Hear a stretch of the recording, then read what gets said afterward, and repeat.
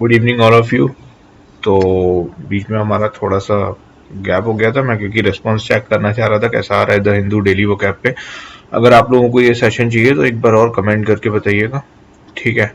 तो आज की देख लेते हैं द हिंदू की वो कैप फटाफट, 4 मिनट 5 मिनट के अंदर हमको कवर करना है।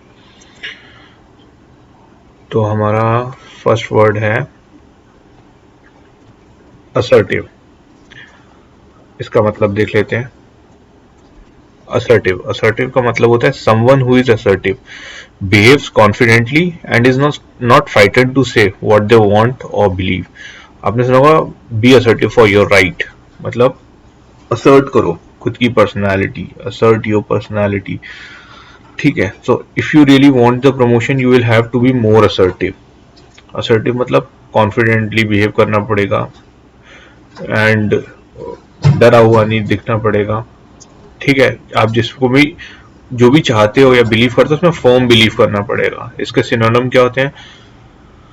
ये कॉन्फिडेंट है बट ये एक्चुअली कॉन्फिडेंट है, ये स्पेलिंग मिस्टेक है यहाँ पर। इसको कॉन्फिडेंट है, ये कॉन्फिडेंट, फर्म, पुशी, फोर्सफुल। इसका एंटोनिम देख लेते हैं, मीक, डिफिडेंट, शाय और अनश्योर, ठीक है। अब आगे देख लेते हैं। इसका हिंदी में मतलब होता है स्पष्ट और दृढ़ रीति से अपनी राय व्यक्त करते हुए ताकि दूसरे उसे सुने समझे और करें, मतलब खुद की पर्सनालिटी असर्ट करना एक तरह से, या खुद की आइडियोलॉजी, है ना। अब हम अगला वर्ड देख लेते हैं हमारा बोल्स्टर। नेक्स्ट वर्ड है हमारा बोल्स्टर। बोल्स्टर का मतलब होता है टू सपोर्ट और इम्प्रूव समथिंग और मेक इट स्ट्रॉन्गर। आपने सुना होगा दिस प्लान और दिस आइडिया, और if we infuse more capital it will bolster our industry। so ये कई बार आपने पढ़ा होगा पेपर में। तो इसका मतलब होता है किसी भी चीज को सपोर्ट या उसमें इम्प्रूवमेंट लाना, किसी भी चीज में, या उसको स्ट्रॉन्ग बनाना, ठीक है, कुछ भी एड करके, ठीक है। अब इसका यूज कैसे करते हैं? More money is needed to bolster the industry, एक तो ये हो गया। और सिनोनिम है इसका aid, help, support, boost, sustain. Booster और बूस्ट एक तरह से सिनोनिमसली यूज कर सकते हैं हम लोग। और नेक्स्ट है हमारा एंटोनिम ब्लॉक, बिकॉज एड नहीं कर रहे हैं मतलब ब्लॉक कर रहे हैं, सपोर्ट नहीं कर रहे हैं मतलब ब्लॉक कर रहे हैं, हिंडर कर रहे हैं, हिंडर भी हो सकता है इसका एक एंटोनिम। हॉल्ट, हॉल्ट कर रहे हैं अगर सपोर्ट नहीं कर रहे हैं तो। ऑब्स्ट्रक्ट, सपोर्ट नहीं कर रहे हैं तो ऑब्स्ट्रक्ट करेंगे, बूस्ट नहीं कर रहे हैं तो भी ऑब्स्ट्रक्ट करना हो गया। तो इंजर, किसी भी चीज को खराब कर देना, इंजर करना उसको, ठीक है। वीकन, अगर उसको स्ट्रांग नहीं बना रहे हैं तो उसको वीक बना रहे हैं, ठीक है। ग्रैपलिंग, ग्रैपलिंग का मतलब है to fight specially in order to win something. The children grappled for the ball. Synonym होता है confront, contend, cope, clash. Okay, so अब ग्रैपलिंग को देख लेते हैं। ग्रैपलिंग का मतलब होता है to fight specially in order to win something, किसी चीज को जीतने के लिए हल्की फुल्की लड़ाई, मतलब पूरी ऐसे फुल ऑन नहीं है ना। इसको यूज कैसे करेंगे? The children grappled for the ball. इसके सिनोनिम कन्फ्रंट, किसी भी चीज को कन्फ्रंट करना, वो भी एक तरह से ग्रैपलिंग में ही आ जाएगा। कन्फ्रंटेशन दो तरह से हो सकता है, ठीक है। Content, cope, clash. क्लैश और ग्रैपल काफी मिलते जुलते हैं ना। एंटोनिम अग्री, अगर आप ग्रैपल नहीं कर रहे हो आप अग्री कर रहे हो, आप मतलब ग्रैपल एक तरह से अपोज ही कर रहे हो ना लड़के। अवॉइड, ठीक है। Make peace, refuse, okay. व्यक्ति या वस्तु को पकड़कर उससे लड़ना या उसे काबू में करने की कोशिश करना। तो इसका यूज भी मैंने आपको बता दिया। अब आगे चल के हम पॉस्टुलेट्स देख लेते हैं। हमारा नेक्स्ट वर्ड है पॉस्टुलेट। पॉस्टुलेट का मतलब क्या होता है? पोस्टुलेट का मतलब होता है an idea that is suggested और accepted as a basic principle before a further idea is formed और डेवलप्ड फ्रॉम इट। कोई भी ऐसा आइडिया, ठीक है, जैसे कि हम मैथ्स में एक्स सपोज करते हैं, suppose this value is x, और उसके बेसिस पे हम बाकी का पूरा प्रॉब्लम सॉल्व करके सॉल्यूशन लाते हैं।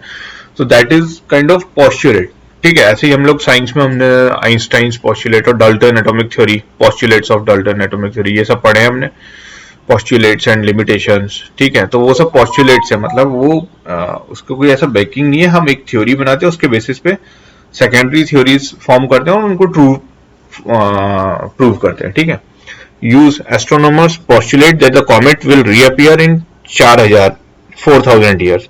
Now ये टाइम पीरियड कोई ये postulate इसलिए because it is not sure कि वो 4000 साल में ही reappear करेगा, वो उससे पहले या उससे बाद में भी कर सकता है। इसके सिनोनिम क्या होता है? हाइपोथेसाइज, ठीक है, हाइपोथेटिकल मतलब हाइपोथेसाइज, पोसिट, प्रीसपोज, थ्योराइज, थ्योरी से थ्योराइज, एंटोनिम्स कैलकुलेट, जो कैलकुलेट होगा वो तो एकदम परफेक्ट होगा ना, वो उसमें पोस्टुलेट क्या है, वो तो प्रूवन है अगर कैलकुलेट किया तो। डिनाई, मेजर, ठीक है, ये सब इसके एंटोनिम होंगे। अब इसके आगे देख लेते हैं हिंदी में इसका मतलब होता है किसी चीज के सही होने का प्रस्ताव करना या स्वीकार कर लेना कि हाँ ठीक है चलो, suppose this value is equal to x, हमने स्वीकार किया, सपोज किया है, ठीक है, ताकि किसी सिद्धांत के आधार के रूप में इसका प्रयोग किया जा सके। ठीक, अब देख लेते हैं, अब हमारा अगला वर्ड है सैब्रे रैटलिंग।